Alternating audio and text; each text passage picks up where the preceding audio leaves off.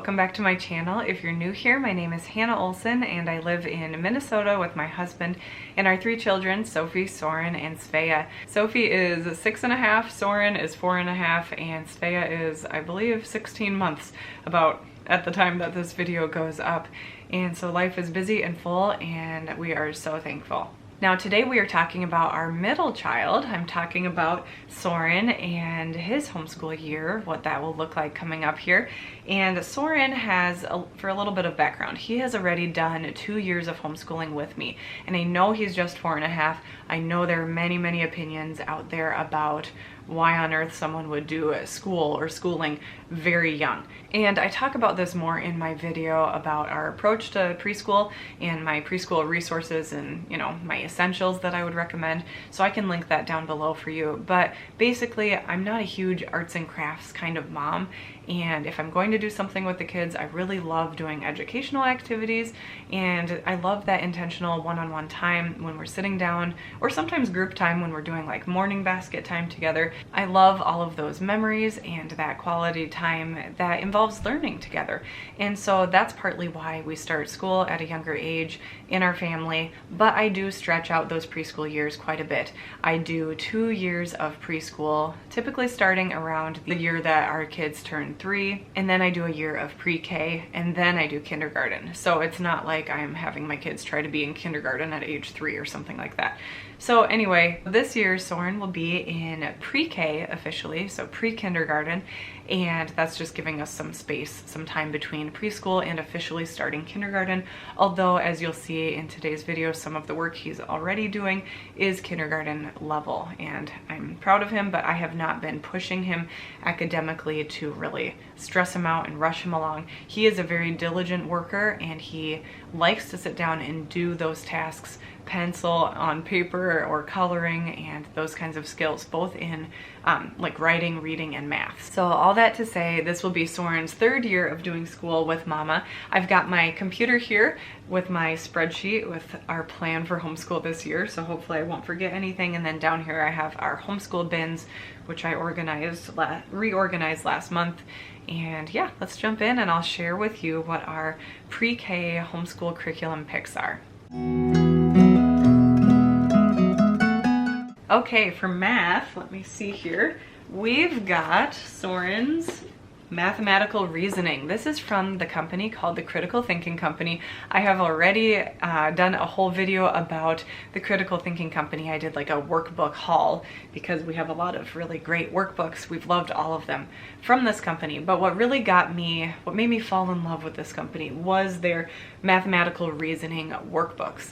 And these are beautifully done. Oh my goodness. They are cute, they are engaging, there are always really fun shapes and things to organize or point to. They are basically, it's not scripted out for the parent, but it's very understandable. And you are pretty much just helping your child walk through these different problems and, you know, hopping on a number line, stuff like that. Which is lighter, you or a baseball? Which is heavier, you or this book? So lots of little kind of back and forth questions and activities you do. And all you need, this is open and go, all you need is this book and a pencil. And so we have loved these workbooks for a long time. I actually did discover them around the time that Sophie, who's 2 years older than Soren, had been like 3 or something like that. So they have a workbook. They have one called Beginning 1 that is specifically made, I think, for age 3. And then Beginning 2 is specifically made for age 4. So Soren has diligently worked his way through mathematical reasoning Beginning 1 and Beginning 2, and so we just naturally got him this past school year level A, which is grade K. So he's just really enjoying it, and I love their approach. They have a really good spiral approach. We've got our dates here on the top of the page. He likes to add little, what are those called, nodes in between when he does a, you know, draw a line segment activity. So anyway, he has just loved this workbook so much. I'm just so proud of him. And I also feel like these mathematical reasoning workbooks are a huge reason for Soren's solid foundation in math that he already has. And I wish I had been more consistent with these workbooks when Sophie was, you know, like a couple years ago, because I liked them, but I didn't realize, it's like at the time I didn't realize how valuable it was. And so Sophie has also done The Good and the Beautiful, Level K, for her math last year. And I also have a video that I just finished filming a second ago about Sophie's homeschool curriculum picks for first grades. So I talked more about her math in that video. But basically, she has one of these two. She has the first grade level, which she's working through. Soren's working through the kindergarten level here. And this can be used as a standalone curriculum, and that is honestly what I plan on doing with Soren this year. If I feel like he needs something else, I could have him jump into maybe Christian Light education, which is what Sophie is doing for math this coming year. And they start, I think specifically, I don't really want him to do like the kindergarten or preschool like overarching program, but if I want to start specifically with math, I could do grade 1 for him, depending on how quickly we get through this. He's not super far into this kindergarten book. Well, he's done a good job. I think he marked for me how far he got. But anyway, we love these. I feel like I'm really singing the praises of this, but please check out Mathematical Reasoning workbooks by the Critical Thinking Company if you haven't already. And then there are always other math-related activities that get infused into our day. It's not like we do a couple workbook pages and then we cease to talk about numbers or counting or measuring. Soren is constantly talking about numbers and counting and measuring as a busy builder kind of 4.5-year-old boy. So he will be totally covered well for math this year. And let's move on to language arts and reading.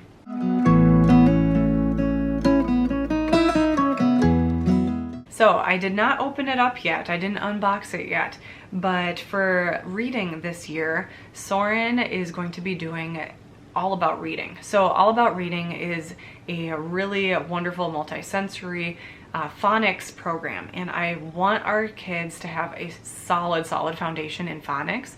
I'm a former elementary school teacher, and I was already obviously hearing about the importance of phonics during our trainings and in-service days and stuff like that. But then in my own research, since leaving teaching outside of the home and becoming a stay-at-home homeschooling mom, I have continued to see and really believe in the, if I can say, I really believe in the importance of phonics in reading. You want that solid phonics foundation. And so I'm very excited about this All About Reading program. And again, I'm sorry I did not unbox it for you. I just figured that would be a little chaotic, and I wanted to just sit down and start filming this because it's my kids' quiet time, and it's just, you know how it is. I want to be productive during quiet time, so I did not unbox it.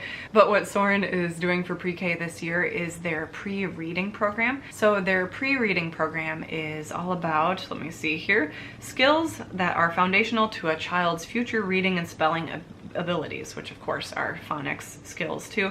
But it's print awareness, phonological awareness, letter knowledge, listening comprehension, and motivation to read. So there's a student packet, there's a teacher's manual, and then there is an app, which I don't really believe I will be doing. I think at least with Sophie's program, which I talk about in her video, they have letter tiles, and I ordered the physical tiles because I didn't want us doing an app, and we don't have tablets for the kids, so they'd have to do it on my tiny little iPhone. But then they also have a little hand puppet called Ziggy the Zebra, and then there are 2 read aloud books that come with this pre-reading program. I'm super excited about it because I want Soren, who already knows his letters and letter sounds, to still really reinforce those letters and letter sounds, because of course there are days that we forget what Y says or W for a second. And I just want us to have a really solid foundation in that. And I heard the characters are really lovable in these read aloud books, and that people remember and love that Ziggy the Zebra, stuff like that. And I did a lot of research trying to figure out what I wanted to do for Sophie, our going into first grade daughter, and I wanted to, at first I thought about Christian Light curriculum for learning to read for her, and also just like the reading program, which transitions from learning to read to reading. And I just kept coming back to All About Reading. All About Reading is one of the top 102 picks on this Kathy Duffy reviews site, which I love. I love that review site, by the way. And All About Reading, it's an intensive phonics program, and it starts at pre-kindergarten. So that's what Soren is starting with, and Sophie will be doing level 1.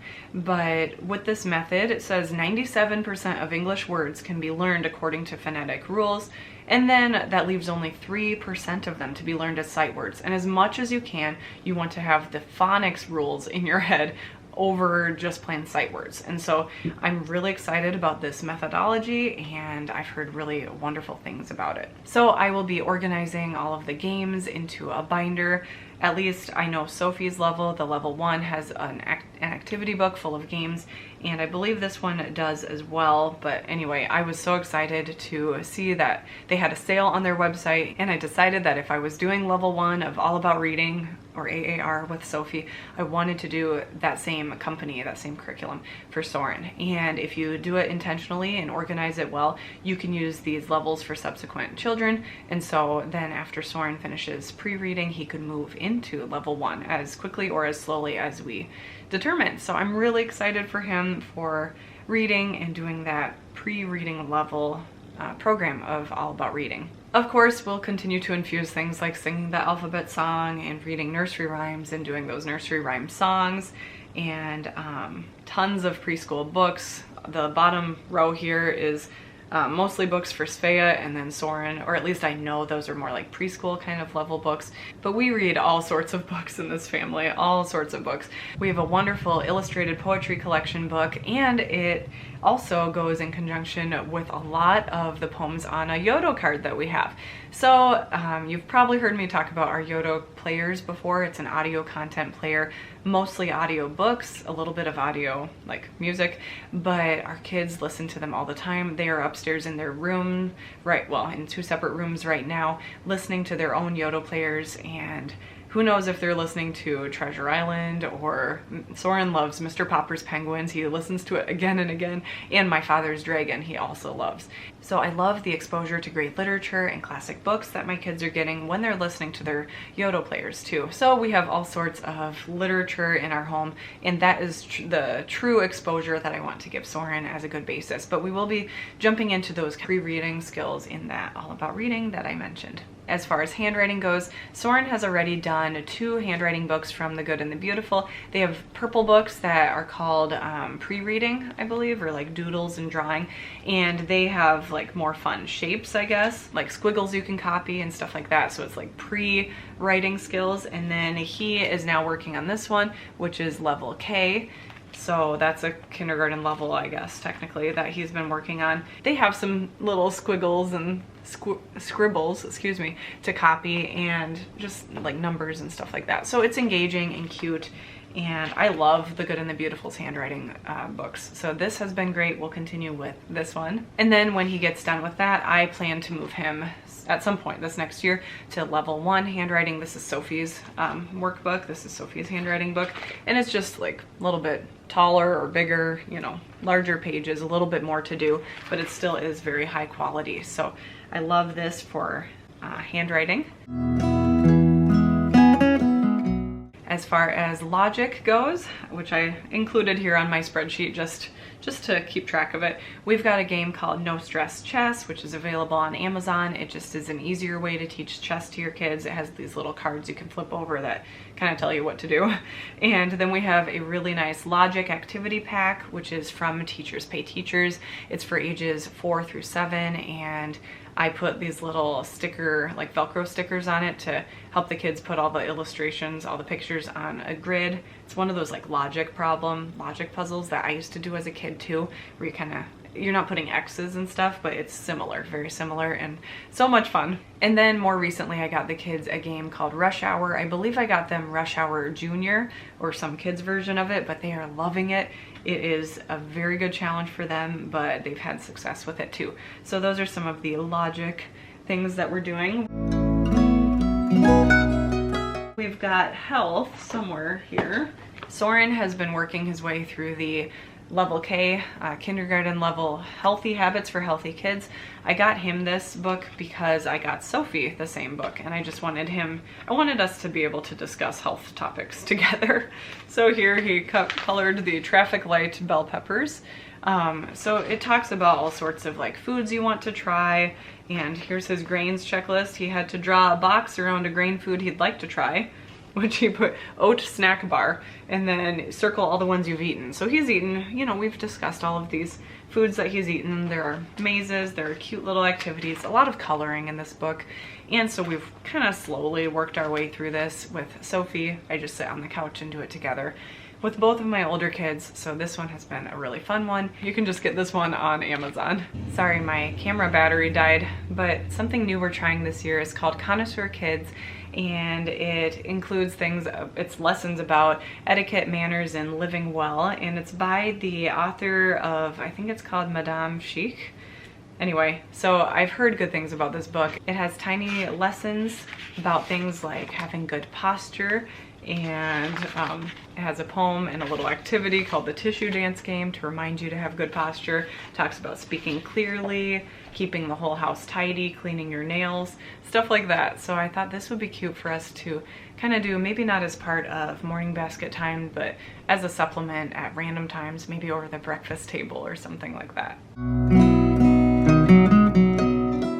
As far as the subject of Bible goes, we do a very casual approach to the Charlotte Mason scripture memory system, and that's just because the site that runs it organizes all the scripture verses in like a recipe box, and then there are lots of tabs, and you just review certain verses on an odd numbered date and even numbered dates. And so we haven't done that very well, but we have definitely been learning Bible verses and reviewing lots of Bible verses. I just like to review them kind of on a constant review, and why not just take the time to review like 6 Bible verses real quick during morning basket time. So we've enjoyed that. I like the scripture cards that you can get on the website, and I can link that down below along with everything else that I can find. We also love doing the Abeka Bible story cards. I've found it's a really great way to introduce Bible stories to my kids. We have Old Testament Bible stories, we have the Book of New Testament Bible stories, and they have these beautifully illustrated picture cards. The Salvation series, I have like the giant picture cards, but then the others are just a regular page size. And I have one of the children hold that up while I read basically what is, I think, like a Sunday school teacher's guide. So it has a really nice scripted area, scripted like day-by-day lesson that you can read out loud to the kids while they're busy looking out at the picture. So we've loved those Abeka story cards. I've been busy laminating lots of those, so we'll continue with those this year. We also have our Truth and Grace memory book, which I believe is for ages 2 through 9. So we're just all still working through that, and it's basically a kid's catechism with questions like, who made you? God made me. What else did God make? God made all things. But then it, you know, of course, increases in difficulty and depth, I guess. And I also have a Spotify playlist I found randomly that lines up with a lot of those questions and almost the exact same wording.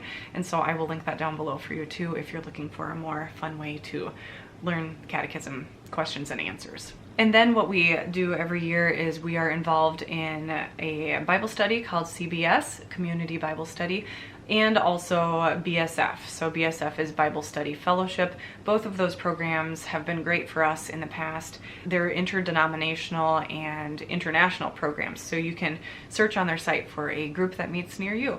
And it's just a weekly Bible study time for the adults where you go over your Bible study questions, and then you attend like a lecture or teaching time basically, and then the kids get a really high quality children's program where they have snacks and craft time and Bible story time, all of that. So we've loved being in CBS and BSF. The reason I mention both of them is due to our family's more mobile lifestyle. We live in 2 locations throughout every year. I try to piece it together, and CBS I have a harder time finding in a larger city. So then when we're in the Twin Cities, that's typically when we do BSF, and then CBS is when we are back at home. And we have loved both of them. They are similar enough that the kids can pretty seamlessly, you know, go right into the next program. So I wanted to mention that in terms of our Bible subject.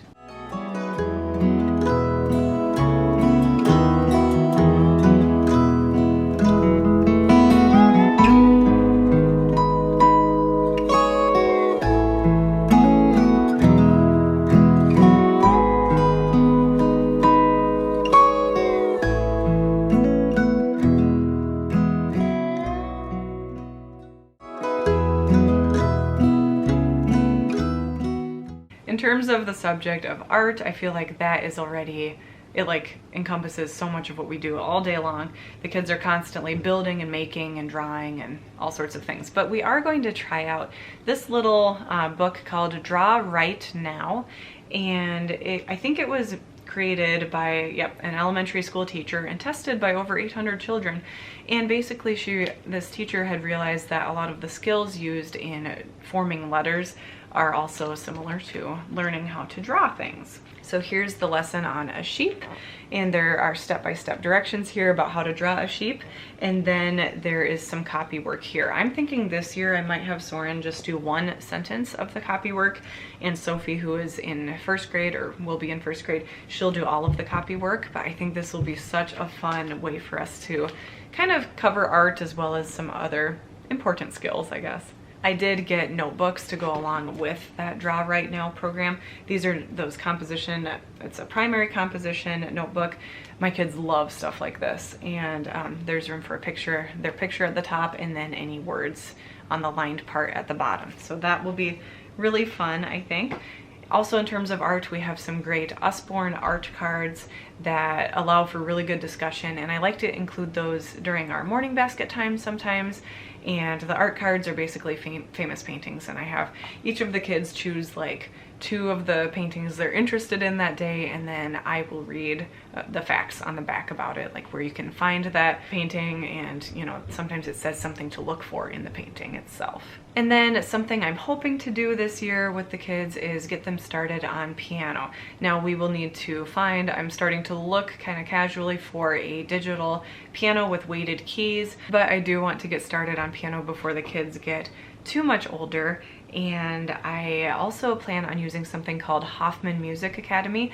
I believe it's free. It's online and it's free, but you can actually pay a monthly fee if you want the downloadable sheet music, like the music to print out. And so I think that would be really valuable, and I think I found a deal somewhere online where I can get a discount for Hoffman Music Academy. So piano might be something we start later on this fall or possibly later this winter. So whenever we get a piano and want to jump into that. But I feel like Soren is meticulous enough and loves music enough that he might really want to jump into it, even as an almost 5-year-old, or maybe he'll be 5 or 5.5 by the time he starts. So we'll see how that goes, and I just wanted to include that here. It's on my little homeschool plan spreadsheet for this year, and that's a hopefully item.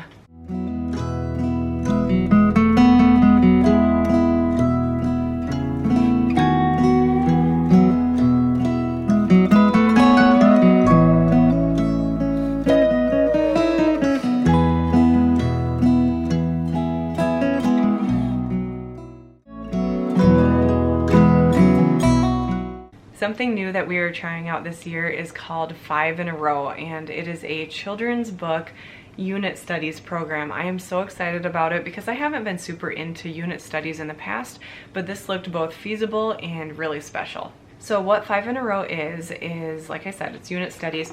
At the start of each volume, they have a table of contents with the children's books that you will be going through. And one of the things I love about it is you can do it in any order. So this is volume 2. I picked volume 2 because I saw it has some books that I really loved already and wanted to delve into.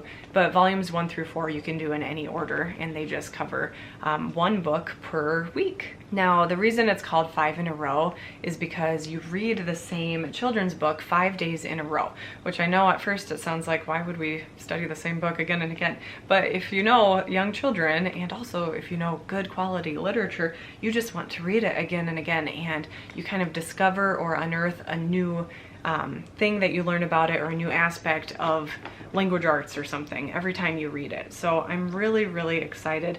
I do have one I want to show you. Okay, for instance, we've got the story of Ferdinand. This is the teacher guide that I got off of Amazon, actually. And let me back up here. The story of Ferdinand is a well-known children's book. And actually our family didn't own it before, so I did have to order this one. I ordered all of the books used as cheaply as I could find them, and it was about like 15 or 19 books, something like that, that I had to order. So you read the book every day of the week, and then you do a little lesson about the book. So what I also love about 5 in a Row is that you are not expected to do every single little experiment or activity or lesson that goes with the book. They've got a whole menu of activities and experiments and stuff like that for you to choose from.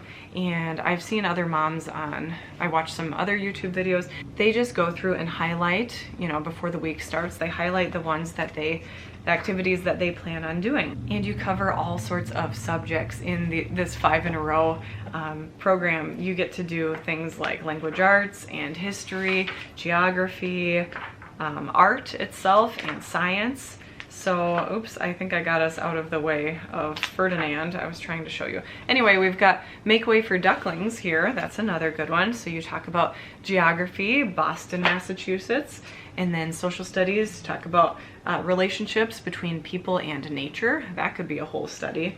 And then family relationships and being appreciative, map making, and you get to talk about drawing a map of your neighborhood. For art, you get to actually learn what the Caldecott medal is and rhyming, because remember the names of the ducklings are like Jack, Cack, Lack, Mac, stuff like that.